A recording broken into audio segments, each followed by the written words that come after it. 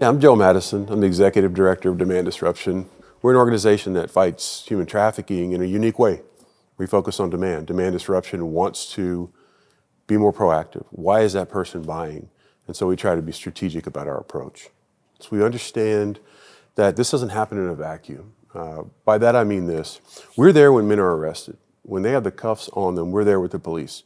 We're having a conversation with that man on his lowest day. Partnering with them, we start to understand what led them there that day. Because when we think about trafficking, we often think there's a buyer, there's somebody that's being sold, there's somebody who's selling them, and it's this awful equation. But they didn't just end up there someday. We've got to understand there are contributing factors. There's a story for each of them. That woman didn't just end up there one day. There's a timeline. And the same is true for the man. And we believe when we understand the timeline, we understand what led them to that decision that day, we can intercede with others before they get there. That is our strategic approach. If we talk about things in our society that have a warning label, you buy a pack of cigarettes, warning label. Alcohol, warning label. An energy drink. A 9-year-old can go buy an energy drink from a convenience store. There's a warning label. Why? Because you're about to consume something that is going to change you on a chemical level. You're going to have a reaction, a cause and effect, and you should be informed before you decide to consume that. Yet pornography doesn't play by those rules. In fact, it's a predatory industry. We use that term for a reason. Did you know that pornography has people who map the human brain working in their industry? Psychologists, people understanding parts of the human brain, what that cause and effect is when we view pornography. So when people ask me, why do you talk about pornography and human trafficking in the same breath? It's because human trafficking is not a cause, it's an effect. It's what happens when there's a catalyst. Pornography is a catalyst. And in many ways, pornography is human trafficking's greatest commercial. The men we talk to in our program, so we've talked to over 400 men at the point of arrest.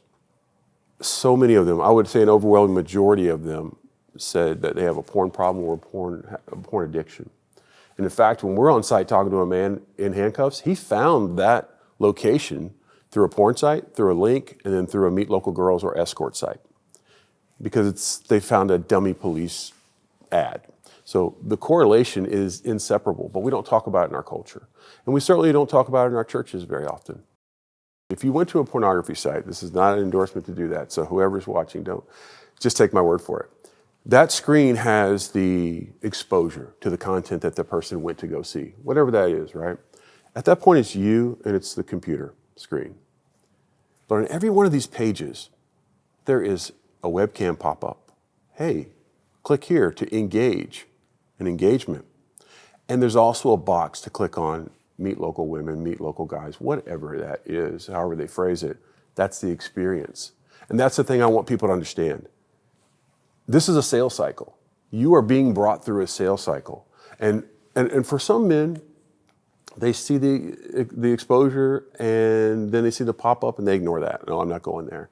Women as well. This is not just a male issue, right?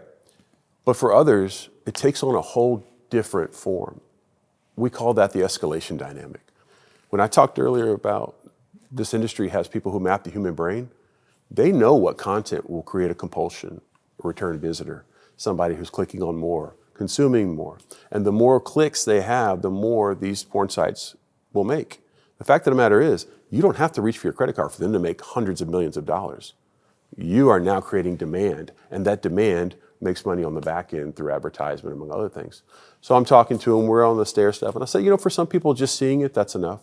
That's the exposure part of it. But for others, they feel like they want more. And so they go from exposure to engagement. And that engagement happens. No, it's no longer me and the screen, it's me and a person. And that's where the webcam comes in, or strip clubs. If you're in a strip club, you are right in the heart of organized crime. And I say that because Lieutenant with HPD told me that one time. So we see this engagement where we're there, we're on site, and then finally, the next stair step for some men is to experience it. And that was through street prostitution, through different outlets like massage businesses, these outlets that ultimately are the culmination of what we call trafficking.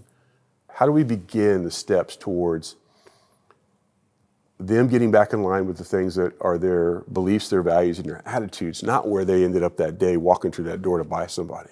I get a little choked up because,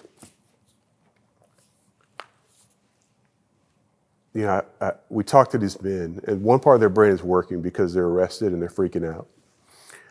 And then we ask them, are you married? And it is no,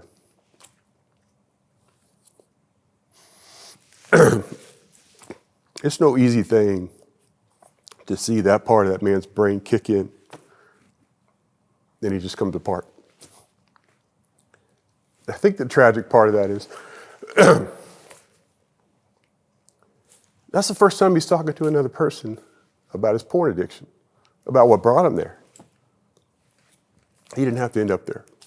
And we can do things along that timeline that interrupt that process. And so if you're watching this and you're hearing this story, don't just leave with a story. Hear the connection. Because maybe you're somewhere on that timeline. Maybe you're somewhere in that stair step. And if you are, it's okay to ask for help. In fact, there are people that care about you and want to help. There are resources available. This is as temporary as you want it to be. Start asking for help. And the next step can be the beginning to getting that restoration. I truly believe the first step in fighting an epidemic is to agree we have one. And we're just not there as a nation when it comes to pornography and the result, the correlation, the cause and effect that it has with trafficking. And I think that we have a chance when we talk about it with empathy and vulnerability in the church and in our culture, when we have this conversation and not in judgment, we can absolutely take the power out of what pornography has. And we can talk about it and have an ongoing conversation and show where it's a lie. It's so powerful to go to someone who is struggling or receive somebody who's struggling and do it in a way with empathy and vulnerability.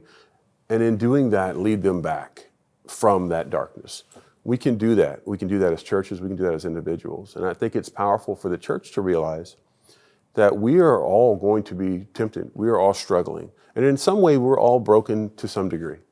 We have an image in one of our trainings that's a shattered vase on the floor and another one that's cracked. They're both broken. We don't have to be as broken as the person we're talking to have empathy and love for them and begin the work to help them. And I think that the church is the epicenter of that. In some ways, the church is a sleeping giant in the fight against trafficking.